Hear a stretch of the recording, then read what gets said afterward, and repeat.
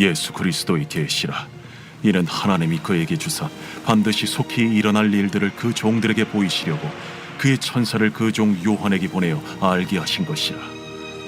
요한은 하나님의 말씀과 예수 그리스도의 증거 곧 자기가 본 것을 다 증언하였느니라. 이 예언의 말씀을 읽는 자와 듣는 자와 그 가운데 기록한 것을 지키는 자는 복이 있나니 때가 가까움이라. 요한은 아시아에 있는 7교회에 편지하노니 이제도 계시고 전에도 계셨고 장차 오실 이와 그의 보좌 앞에 있는 7 영과 또 충성된 증인으로 죽은 자들 가운데서 먼저 나시고 땅의 임금들의 머리가 되신 예수 그리스도로 말미암아 은혜와 평강이 너희에게 있기를 원하노라. 우리를 사랑하사 그의 피로 우리 죄에서 우리를 해방하시고 그의 아버지 하나님을 위하여 우리를 나라와 제사장으로 삼으신 그에게 영광과 능력이 세세토록 있기를 원하노라. 아멘. 볼지어다 그가 구름을 타고 오시리라. 각 사람의 눈이 그를 보겠고 그를 찌른 자들도 볼 것이요 땅에 있는 모든 족속이 그로 말미암아 애곡하리니 그러하리라. 아멘. 주 하나님이 이르시되 나는 알파와 오메가라. 이제도 있고 전에도 있었고 장차 올 자요 전능한 자라. 시간이 복된 시간인 줄로 믿습니다. 거룩한 주일 예배 여러분들이 이렇게 2부 예배 오신 것을 진심으로 환영하고 축복합니다. 교회란 무엇일까? 이것이 목사로서의 고민입니다. 그래서 예전에 미국의 워터게이트 사건으로 인해서 이 닉슨이라는 대통령이 물러났죠. 그리고 나서 그때 보좌관이었던 찰스 콜슨이라는 사람이 있습니다. 이분이 거기서 물러난 이후에 회개하면서 쓴 책이 하나 있어요. 그 책이 이제 두꺼운 책인데요. 이것이 교회다라고 하는 책이 있습니다. 그 책에서 이제 따온 제목이 바로 오늘의 본문의 내용을 통해서 여러분도 같이 나눌 이것이 교회다라는 것입니다. 교회란 무엇일까? 여러 고민을 합니다. 저는 올 한 해 2022년도의 주제가 주님의 헌신된 제자들을 키우는 교회로 주제를 삼고 여기에서 우리가 어떻게 해야 하나님이 기뻐하는 교회의 모습으로 나갈까 고민합니다. 이제 2월 이제 설 명절이 끝난 이후에는 본격적인 훈련과 또 목적이 이끄는 삶의 새벽기도와 또 하나님의 계속적인 사명을 깨닫는 시간들을 많이 가질 텐데 그냥 이것으로 한다는 것만이 끝이 아니라 정말 하나님께 내가 부름받은 자의 사명을 온전히 깨달아야 또 내가 이 땅에 어떻게 존재하는 것이 복된 존재인 것을 알아야 우리가 하나님께 쓰임받을 수 있고 올바르게 살아갈 수 있다고 저는 믿어요. 그래서 교회라고 하는 것에 대해서 우리가 예배를 드려야 되고 기도해야 되고 말씀을 읽는데 이 교회라고 하는 존재를 통해서 정말 우리들이 하나님이 원하시는 것이 무엇인지를 저는 요한계시록을 통해서 같이 나누고자 합니다. 그래서 2022년도를 지내면서 하나님께서 정말 우리들에게 주시는 메시지가 무엇인지 또 교회가 무엇을 하는가 정말 이것을 깨닫기 이전에 저는 하나님의 길을 우리가 정말 가고 있는가를 묵상하시기 바랍니다. 저는 이 소아시아 7교회 에베소, 서머나, 버가모, 두아디라, 사데, 빌라델피아, 라오디게아 이 7교회를 통해 주신 하나님의 귀한 메시지를 통해서 주님이 회복하시고자 하는 귀한 뜻이 있겠죠. 아니 여기에 또 하나를 보탠다면 우리 하나로 중앙교회를 향한 하나님의 귀한 메시지는 무엇일까? 오늘 여러분들이 찾기를 소망합니다. 그래서 오늘 말씀 시작으로 7주 동안 이 교회에 대한 본질을 한번 우리가 묵상하고 원합니다. 우리가 너무 교회들이요 이 코로나로 인하여 어려움 겪지만 비본질적인 것들 때문에 앞으로 나가지 못하는 경우가 너무 많아요. 그래서 우리가 교회라고 하는 것은 본질이 살아있고 그 본질을 통해서 우리 삶 속에 아름다운 일들을 감당할 때 복된 것이지 너무 비본질적인 것, 세상 것을 쫓아가는 인생은 되지 않아야 된다는 거죠. 그래서 여러분들 하나님께서 오늘 이 사도 요한을 통해서 요한계시를 통해서 보여주시고자 하는 교회의 모습이 무엇인지를 깨닫게 되길 간절히 소망합니다. 저는 예배소설을 이제 교회론을 통해서 많이 공부하는데 저희 교회도 집사 직분을 얻기 위해서는 에베소서를 공부해야 돼요. 근데 에베소서에 보면 하나님께서 우리를 이 땅에 보내신 이유가 뭘까?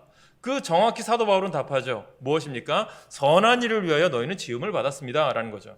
이 땅에 하나님께서 여러분들 보내신 목적이 뭐죠? 하나님의 선한 일을 감당하기 위해서 보내셨음을 믿고 우리가 오늘 결론의 말씀은 우리가 3절의 말씀이겠죠. 우리가 하나님의 말씀을 듣고 지키고 그 뜻대로 행하는 자에게는 복이 있다라고 하셨는데, 그 복 있는 자로 살기 위해서는 우리가 하나님의 사명을 온전히 선한 일로 선한 영향력을 끼칠 때 주어진다라는 거죠. 저는 여러분들이 오늘 말씀을 통해서 나에게 주어진 하나님의 참된 뜻을 깨달아 선한 영향력을 끼치는 참된 그리스도인들 되시길 간절히 축원합니다.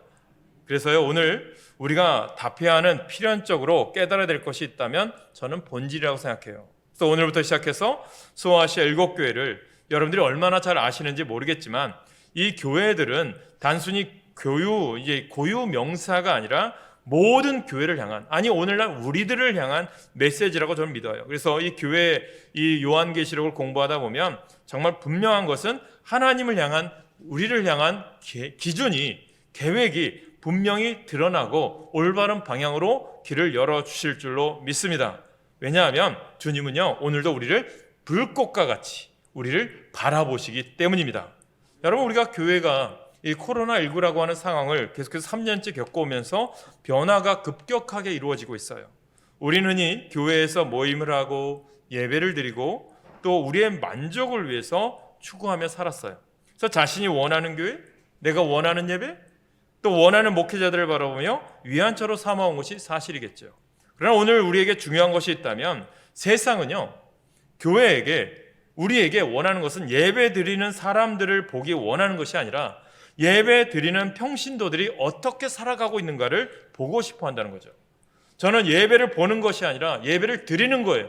예배를 드렸다면, 그 삶으로 드렸다면 우리 삶 속에서 우리가 드러나야 된다는 거죠. 내가 오늘 어떻게 살아가고 있느냐가 세상은 바라본다는 거죠. 저는 여러분들이 세상이 감당치 못하는 믿음의 삶을 살기를 간절히 축원합니다. 본문으로 들어가면 저는 1장을 보면서 너무나도 많은 것을 깨닫고요, 감격했어요.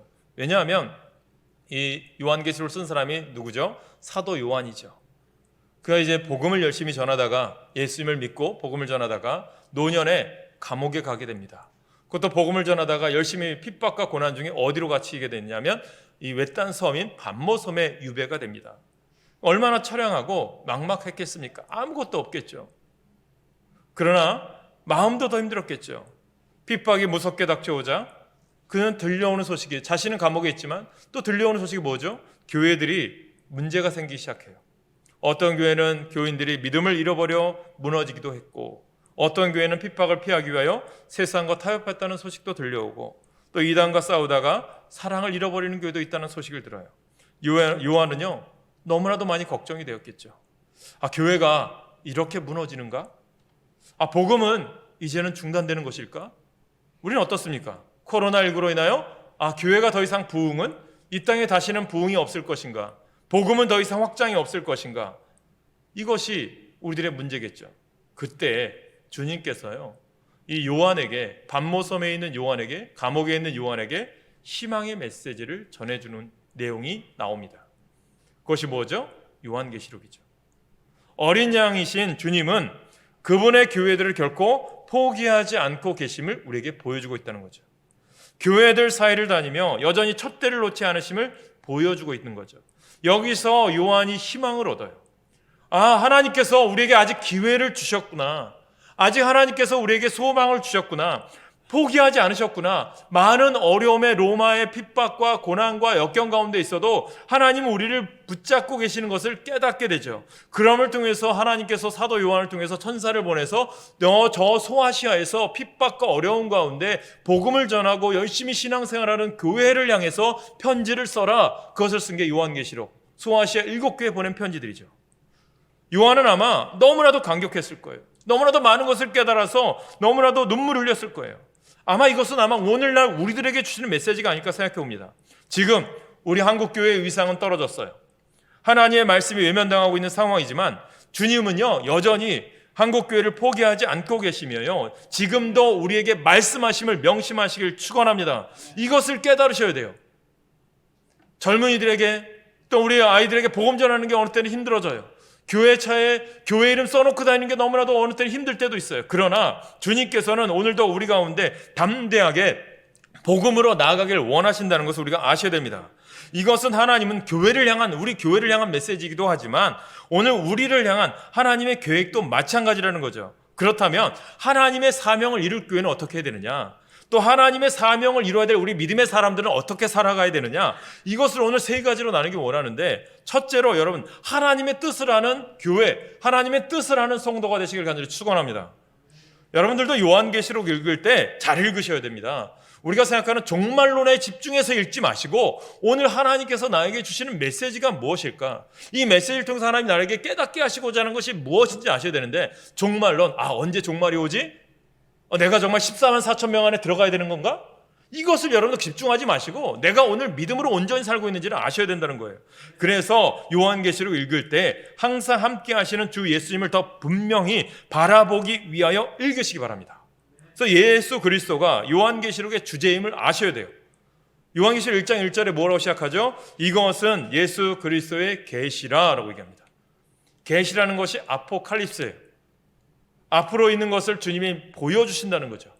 내가 오늘 믿음으로 살아가는 자에게는 어떤 어려움과 고난이 있어도 하나님께서 길을 보여주시고 인도하시는 하나님이심을 믿으시기 바랍니다. 요한계시록 씌워질 때 상황 아시잖아요.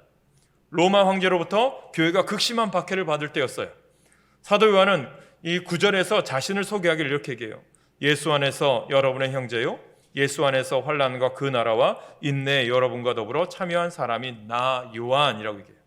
하나님의 말씀과 예수에 대한 증언 때문에 반모라고 하는 섬에 내가 갇혀 있습니다. 어려움과 고난과 핍박도 저에게도 있습니다. 그러면서 당시 교회도 요한 자신도 핍박 가운데, 고통 가운데 있었던 거죠. 왜죠? 고통과 어려움 가운데 요한이 깨닫게 되는 거죠. 하나님께서 우리를 왜 부르셨는지, 하나님께서 이 고난 가운데 우리를 왜 이렇게 이겨나가게 하시는지를 알게 되는 거죠. 이런 상황 가운데 당시 교회나 성도들도 두려움밖에 없었겠죠. 믿음에서 떠난 교회도 생기기 시작했겠죠. 핍박을 당하는 당시 교인들은 주님이 왜 자신들을 내버려 두시고 속히 재림해 오시지 않는지 답답해했습니다. 코로나 이후 시대에 비욘드 코로나라고 얘기하는데 위드 코로나라고 얘기하지만 그런 얘기예요. 코로나 이전의 교회로 돌아가기 힘들 거라고 얘기해요. 많은 목회 데이터 연구소에서 보면 아마 교인의 수가 30% 이상은 떠날 거라고 얘기해요. 그런데도 하나님께서는 우리에게 희망의 끈을 놓지 않고 있다고 저는 믿어요. 왜냐하면 이것이 정말 하나님 앞에 믿음으로 온전히 사는 사람과 그렇지 않은 사람들이 구별점이 될 수 있다고 저는 믿어요. 요한계시록을 통해서 하나님께서 핍박과 어려운 가운데 정말 진리 가운데 서는 교회와 그렇지 않은 교회들을 하나님께서 책망하시잖아요. 오늘날 우리들도 마찬가지죠. 정말 내가 온전히 하나님의 뜻을 향하여 하나님의 뜻을 알고 신앙생활을 하고 있느냐, 이것이 구분된다는 거죠. 세상에 목적을 둔 사람들은 지금 당장 핍박 때문에 어려움 당하는 것 때문에 주님을 포기하겠지만 하나님의 뜻을 하면 어려움이 있어도 고난이 있어도 시련이 있어도 이겨나갈 수 있다라는 거죠. 그때 주님께서 교회와 성도들과 늘 함께 하시는 것과 보이지 않는 영적 세계의 실상을 보여주신 것입니다. 여러분, 예수님은 누구세요? 1장 18절에 말씀하시죠. 살아있는 자다. 나는 한 번은 죽었으나 보아라 영원무궁하도록 살아있어서 사망과 지옥의 열쇠를 가지고 있다라고 분명히 말씀해 주십니다. 사도 요한을 통하여 부활의 주님을 바라본 성도는 아무리 박해가 심해도 두려울 것이 없어요. 왜죠? 하나님 나라의 열쇠가 내 안에 있기 때문에. 예수 그리스도가 우리 가운데 있기 때문에. 그 당시 로마 교회는요, 핍박이 있어서 여러분 큰 교회가 아니었어요. 작은 교회였어요. 가정교회였어요. 그런데 이 로마가 왜 아무런 영향력도 없는 이 사람들을 핍박했을까요? 두려웠던 거죠. 주님이 함께 하심을 그들은 두려워했던 것입니다. 오늘날 우리들이 적은 숫자가 모일지라도 여러분들 속회로 모이셔요. 또 예배의 자리로 모이세요.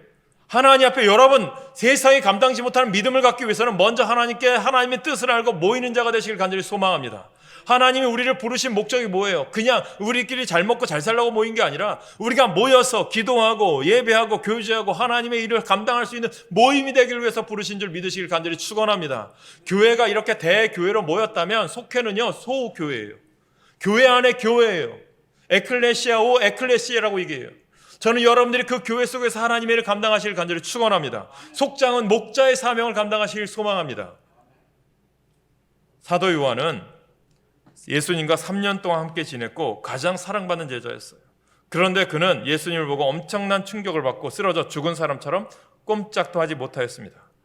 예수님은 더 이상 이전에 육신을 가지고 함께 계셨던 그 모습이 아니었습니다. 영광의 주님이셨어요. 그 주님을 요한이 경험을 하죠. 13절, 그 촛대 가운데 인자와 같은 분이 계셨어요. 그는 발에 끌리는 긴 옷을 입고 가슴에는 금띠를 띠고 계셨어요. 14절, 15절, 16절에 말씀합니다. 이 모든 표현은 상징이에요. 하나하나 구체적으로 해석하기는 좀 조심스러워요. 한마디로 주님의 모습이 말로 설명이 안 될 정도로 놀랍고 영광스럽다고 하는 표현이에요. 요한이 꿈을 꾸거나 환상을 본 게 아니에요. 그렇다면 죽은 사람처럼 쓰러지지 않았을 거예요. 오늘 여러분, 하나님은 이러한 분이세요. 오늘도 우리와 함께 하시고 동행하시는 분이세요. 하나님을 만난 이사야나 욥이나 다니엘도 이러한 경험을 했습니다. 주님은 쓰러진 요한을 일으키시고 소아시아 7교회에 전할 말씀을 그에게 주셨습니다. 그래서 우리가 깨닫는 것, 하나님께서 그에게 희망의 끈을 주시고 희망의 메시지를 주셔서 이 시대의 교회가 바로 서기를 원하는구나. 요한이 알게 된 거죠. 그래서 하나님 주신 메시지를 적어가는 거죠.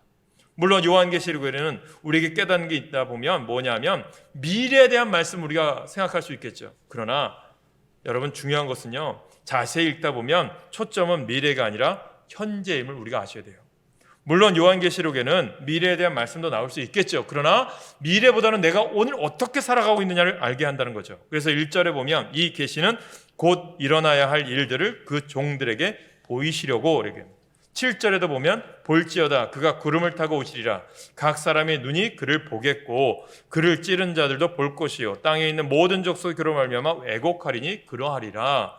19절에 그러므로 내가 본 것과 지금 있는 일과 장차 될 일을 기록하라.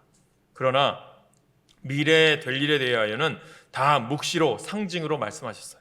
그 말은 말씀하시지만 천으로 덮어 대략의 윤곽만 보여주시는 것과 같아요. 무엇입니까? 만약에 하나님 예수님께서 정말 미래에 될 일을 알려주시려고 하셨다면 이렇게 하실 이유가 없겠죠. 그런데 주님께서 천으로 덮어두신 미래를 어떻게 하시든지 벗겨보려고 애쓰는 사람들이 우리 주변에 많아요. 그래서 요한계시록이 오해가 참 많은 책이기도 해요. 그래서 여러분들이 말씀을 정확히 알아야 돼요. 여러분들 신앙적으로 기준만 바로 서 있으면, 하나님의 뜻과 사명만 알면 여러분 세상 것들은 구별되게 되어 있어요. 내가 진리가 서 있으면요 거짓은 구분되게 되어 있어요. 우리가 진리 안에 바로 서 있지 못하니까, 믿음 안에 바로 서 있지 못하니까 이단이나 사탄의 유혹에 넘어가는 거죠. 오늘 내가 주시는 말들이 사탄이 주는 말인지 하나님이 주신 말인지를 여러분들이 구별할 줄 아셔야 된다는 거죠. 그래서 오늘 요한계시록이 정확히 이해해야 될 것은 뭐냐면, 요한계시록을 여러분들이 이해할 때 우리가 또 혹은 요한계시록은 휴거 아니면 666, 바코드, 베리칩, 우리가 아는 14만 4천 명 신천지에서 얘기하죠. 12지파에 들어가야 된다. 종말에 관한 책이 아니에요. 이런 호기심으로요 요한계시록을 읽으면 안 돼요. 지금 인터넷에는 요한계시록에 대한 자극적인 내용들이 판을 치고 있어요. 잘못된 거죠. 그들의 관심은 오직 언제 종말이 오느냐, 종말이 올 때 무슨 징조가 있을 것이냐, 그거예요. 전쟁이 일어날 것이고 자연재해가 심해질 것이고, 그러니까 지금이 종말의 때라고 이야기해요. 요한계시록은 주님의 재림이 언제냐에 대한 관심을 가지고 있지 않아요. 뭐냐면 우리가 어떻게 주님의 재림을 맞을 것인 거에 대한 관심이 있을 뿐이에요. 이것이 뭐죠? 오늘 내가 주님께 부름받는다면 천국에 갈 확신이 있느냐. 너희들 믿음 생활하는 너희들이 초대교회를 향한 하나님의 소아시아를 향한 메시지가, 너희들이 지금 하나님께 부름받아도 천국 갈 확신이 있을 정도로 믿음 생활하고 있느냐, 세상의 핍박과 고난들 때문에 주님을 버리지 말아라고 하는 그런 핵심적인 메시지예요. 그래서 여러분들이 깨달으셔야 됩니다. 이단들은 그래서 마지막 심판 때 구원받을 자의 수가 정해져 있다고 하면서요, 구원받을 자가 차게 되면 종말이 온다고, 자기들에게 와야 구원받게 된다고 미혹합니다. 이런 식으로 두려움과 공포를 조장하는 것은 다 왜곡입니다. 예전에 저도 1992년도에 신학교 2학년 때죠. 다미선교회가 한참 그냥 떠들어댔죠. 시한부 종말론. 다 잘못되었죠. 요즘 어떻습니까? 신천지는 또 하나님의 교회나 이단들 다 그래요. 잘못된 신앙입니다. 그런데 제가 설교 시간에 신천지가 어쩌고 저쩌고, 여호와의 증인이 어쩌고 저쩌고, 하나님의 교회나 안상홍 그거 다 얘기를 안 해요. 그 이유는 뭐냐면 진리가 내 안에 서 있으면 거짓은 구별되게 되어 있어요. 여러분, 안상홍에 대해서 이 하나님의 교회 어머니 교회로 바꿨잖아요. 제가 군대 갔을 때 저보다 제 2등병일 때 상병이 고참이 이 하나님의 교회 이 안상홍 증인이어가지고 맨날 저를 귀 따갑게 듣게 했어요. 그래서 누구보다도 잘 알아요. 신천지도 알아요. 다 압니다. 그러나 그 얘기 안 하는 이유가 뭔지 아세요? 진리를 집중하시면 돼요. 말씀에 집중하시면 돼요. 하나님의 뜻을 알면 돼요. 그래서 예수님께서 요한에게 예언을 주신 것은 앞으로 종말에 대한 일을 말씀하시는 것이 아니라 지금 오늘 우리가 교회와 성도들이 어떻게 살아가야 하는지를 말씀하고 있는 거예요. 그래서 사도 요한은 8절에 뭐라고 얘기해요? 지금도 계시고 전에도 계셨고 앞으로 오실 전능하신 주 하나님이라고 말씀해요. 현재가 강조된 거죠. 우리는 미래가 아니라 미래를 말씀하시는 주님을 바라보시길 간절히 축원합니다. 그래서 오늘 주님의 뜻은요, 예수 그리스도를 바라보는 신앙인이 되는 것입니다. 내가 오늘 어떤 믿음으로 살아가야 하는가를 깨닫게 되길 소망합니다. 두 번째는요, 예수 그리스도를 증언하는 교회가 되어야 돼요. 우리 여러분들 삶 속에 입술에서 예수만이 나오시길 소망합니다. 2절에 요한은 하나님의 말씀과 예수 그리스도의 증거 곧 자기가 본 것을 다 증언하였느니라. 누구를 증언했어요? 예수예요. 요한계시록을 기록한 사람은 예수 그리스도의 종 요한, 곧 사도 요한으로 예수님의 12제자 가운데 한 사람이죠.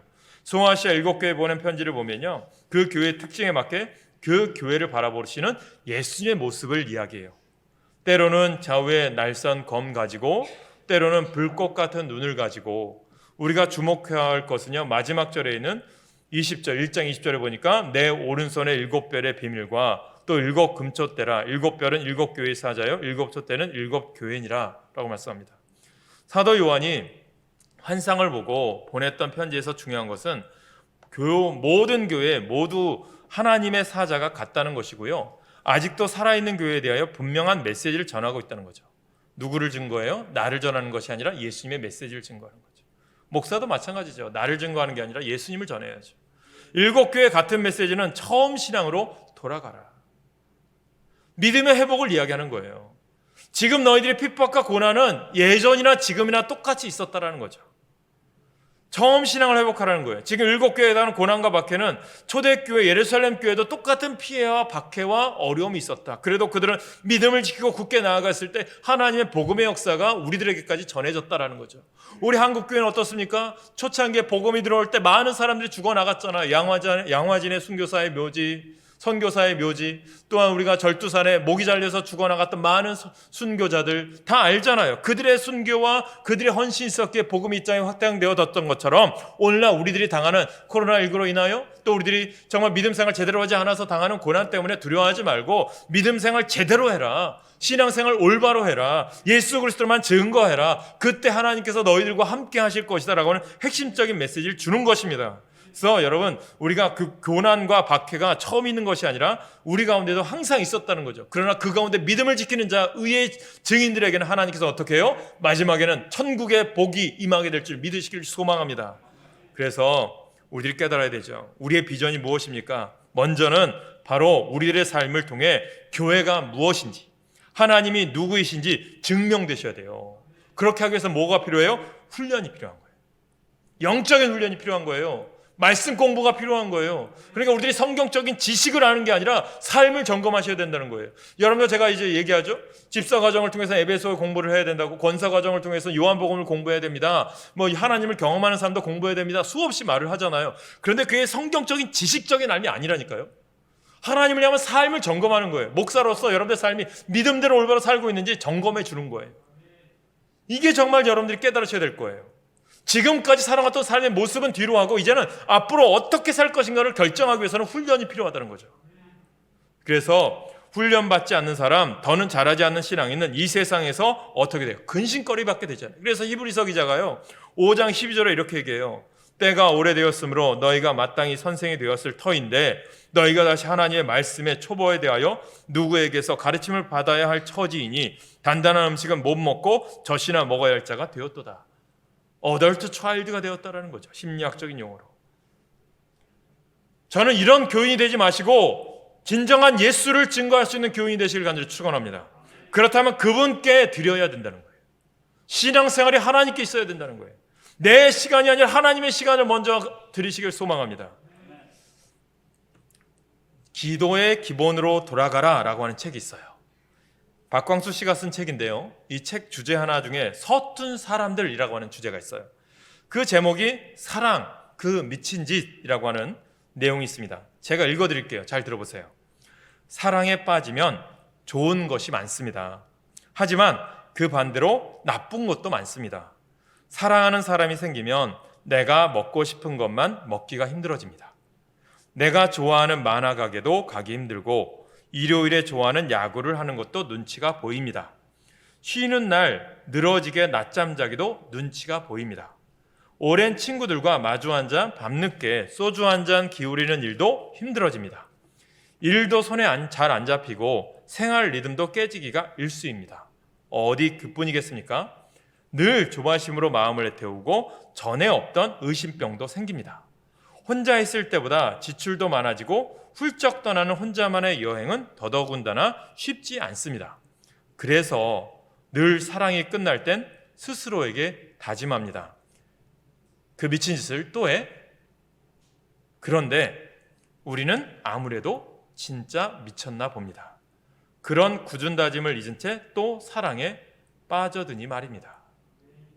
여러분 어떻습니까? 아마도 사랑을 해보신 분들은 이 미친 짓이 이해가 되지 않을까요?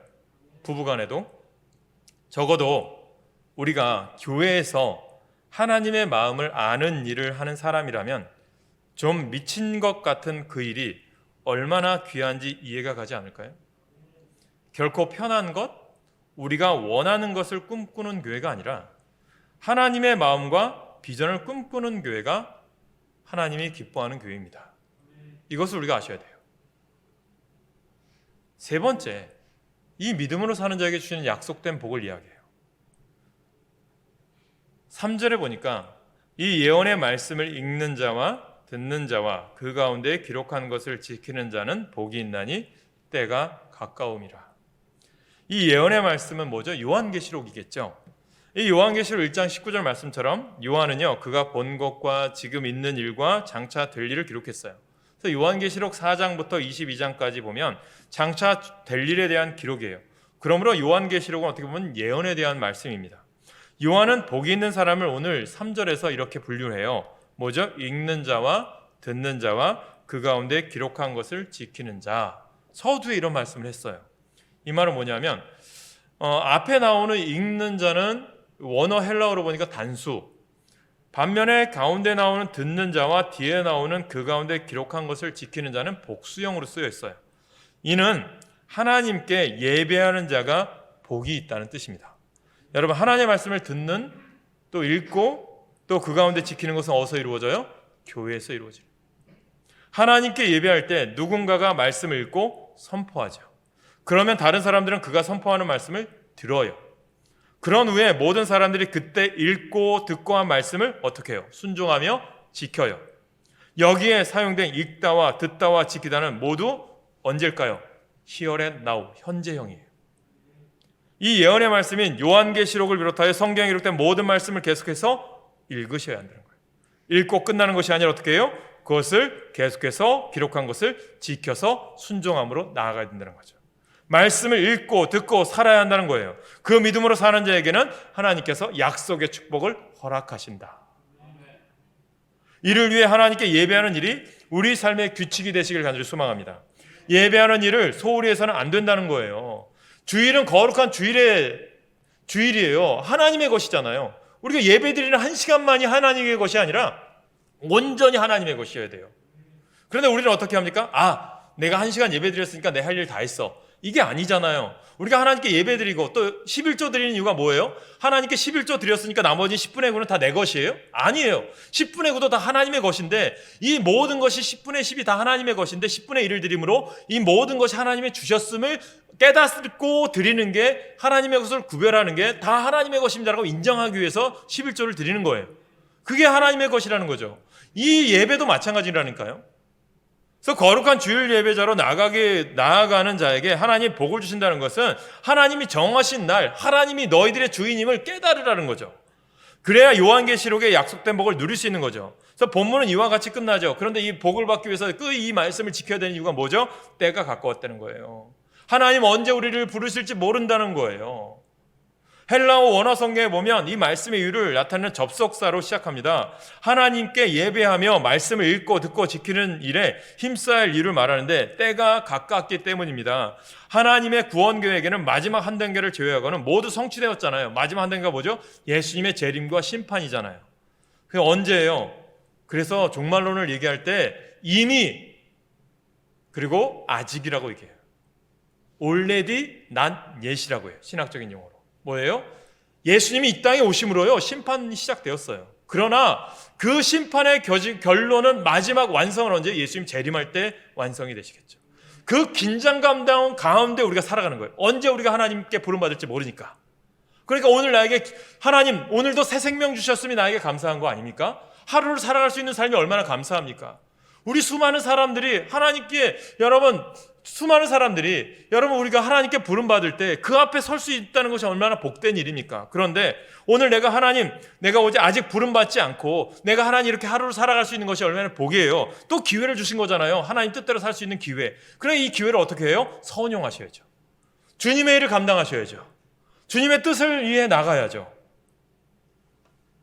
그래야 할 때 하나님께서 우리 가운데 역사하신다는 거죠. 복 주신다는 거죠. 그러므로 하나님 편에서 보면 때가 아주 가까운 거예요. 예수님의 재림과 심판 외에는 이미 모든 단계가 이미 지나갔어요. 그래서 히브리서 10장 25절 말씀에 보면 모이기를 피하는 어떤 사람들의 습관과 같이 하지 말고 때가 가깝기에 더욱 하나님께 예배하며 말씀을 읽고 듣고 지키는 일에 힘쓰는 교회가 되자라고 말씀하죠. 그래야 할 때요 우리 교회가 요한계시록의 약속된 복을 누릴 수가 있습니다. 요한계시록은 복에 대한 약속으로 시작해서 복에 대한 약속으로 끝이 나요. 그리고 그 가운데 복을 약속하시는 말씀이 5번 정도 나와요. 그러니까 요한계시록 안에는 복을 약속하는 말씀이 모두 7번 나와요. 7번이 뭐죠? 성경에는 완전수예요. 그래서 요한계시록 22장 마지막에 보면 내가 이 두루마리의 예언의 말씀을 듣는 모든 사람에게 증언하노니 만일 누구든지 이것들 외에 더하면 하나님이 이 두루마리에 기록된 재앙들을 그에게 더하실 것이요. 성경에 기록된 하나님의 말씀 위에 또 다른 방법으로 하나님의 계시를 받을 수 있다는 어리석은 짓을 삼가하셔야 됩니다. 하나님의 말씀을 읽고 듣고 지키는 일에 힘써 하나님이 약속하신 복을 풍성히 받아 누리는 여러분 되시길 간절히 소망합니다. 그래서 오늘도 말씀을 읽을 때 주여 내게 말씀하옵소서, 오늘도 말씀을 들을 때 주여 내게 은혜를 주시옵소서, 깨닫게 하여 주시옵소서, 그것을 읽고 듣고 지키게 하여 주시옵소서라고 받아들이시길 바랍니다. 그러면 성경에는 어떻게 합니까? 히브리서 11장 8절에 보니까 아브라함에 하셨듯이 갈 바를 알지 못하고 나아갔을 때 그 길을 하나님께서 가나안 땅으로 인도하셨던 것처럼 우리의 길을 인도하실 줄로 믿습니다. 사랑하는 여러분, 하나님의 음성을 듣는 것이 우리에게 우선순위가 돼야 돼요. 그래서 우리가 교회에 대하여 얘기할 때는 나의 생각이 아닌 하나님의 생각은 이렇습니다 라고 말할 수 있어야 돼요. 하나님, 내 생각이 아니라 하나님의 뜻을 향하여 나아가시기 바랍니다. 내 사정이 아닌 하나님의 생각을 묵상하시기 바랍니다. 혹시 하나님의 뜻을 따라가는 것이 불안하다고 생각하십니까? 기도의 사람 조지 뮬러를 한번 생각해 보세요. 그는 5만 번의 기도응답을 받았다고 하는데 그 비결이 무엇인지 아세요? 그는 말하기를 나는 기도할 때 100% 하나님을 신뢰했다. 하나님이 나에게 이 일을 맡기신 이후에는, 하나님이 나에게 헌신하게 하신 이후에는, 하나님이 나에게 이렇게 모든 일들 시키신 이후에는 하나님께서 뜻이 있다. 이것을 깨달은 거죠. 그러니까 신뢰하고 간 거예요. 이 말의 의미가 무엇일까요? 기도는 하나님께 문제를 가지고 나오는 것이지만 문제에 대한 해답을 하나님께 100% 일임한다는 거죠. 내가 기도했지만 이것이 내 뜻이 아닌 하나님의 뜻을 위해서 때로는 응답이 딜레이 될 수도 있고 또 하나님께서 나를 기다리게 하실 때도 있음을 믿고 끊임없이 주님 앞에 나아가라는 거죠. 주님이 선한 길 인도하시겠지. 그렇습니다. 교회는요, 사명을 놓고 고민하는 공동체가 아니라 사명을 놓고 하나님을 전적으로 신뢰하는 공동체예요. 여러분, 하나님을 신뢰하십니까? 그렇다면 믿고 맡기시고 일을 하셔야죠. 그래서 교회가 무언가 하나님을 할 때 쉽게 포기하거나 부정적인 말을 하지 않으셔야 돼요. 왜냐하면 우리가 하나님을 100% 신뢰하기 때문이에요. 내 입술이 부정적인 말 다 내려놓으세요. 결론을 맺습니다. 하나님의 교회에는 무슨 일을 하든지 기쁨이 우선시 되어야 돼요. 그래서 시편 37편 4절에 보니까 또 여호와를 기뻐하라, 그가 내 마음의 소원을 이루어 주시로다. 교회에서 일어나는 모든 일들, 여호와를 기뻐하는 사람들을 통해 이루어지는 일들입니다. 하나님을 사랑하기 때문에 일어나는 일들입니다. 우리를 향한 하나님의 뜻을 전적으로 신뢰하는 사람들의 하는 말입니다. 사랑하는 여러분, 여러분들의 가장 하기 싫었던 일들이, 우리가 하고 싶지 않았던 일들이 하나님을 사랑하기 때문에 기쁨으로 할 수 있는 일들이 일어나는 곳이 교회라는 거예요. 내가 좋아하는 것만 하는 게 교회가 아닌 거예요. 하나님이 시키셨다면, 하나님이 원하신다면 그 일을 위해서 감당하셔요. 그 감당할 수 있도록 기도하시라는 거예요. 하나님, 나에게 건강 주세요. 주의 전에 나와서 내가 걸레 하나 들어도, 내가 주의 전에 나와서 빗자루 하나 들어도, 내가 주의 전에 나와서 헌금위원으로 봉사해도, 내가 주님 전에 나와서 목소리 하나로 내가 힘들지만 어렵지만 찬양하는 목소리로 헌신할 때도 하나님, 내 조건이 안 되지만 하나님이 하시라면 하겠습니다. 그 뜻이 있습니다. 그 뜻을 위해서 나에게 건강 주십시오. 그게 복받는 자의 비결입니다. 그래서 여러분, 바로 그런 교회를 통해 하나님이 일하실 것이고요, 끝까지 우리를 붙들어 주실 거예요. 그것이요, 우리 가운데 풍성한 열매로 맺혀질 거예요. 그래서 2022년도에는 그 풍성한 은혜의 열매가 넘치는 우리 하나로 중앙교회 모든 성도 되시길 간절히 소망합니다. 이 시간 결단 찬양하실 때 주 은혜임을 고백합시다.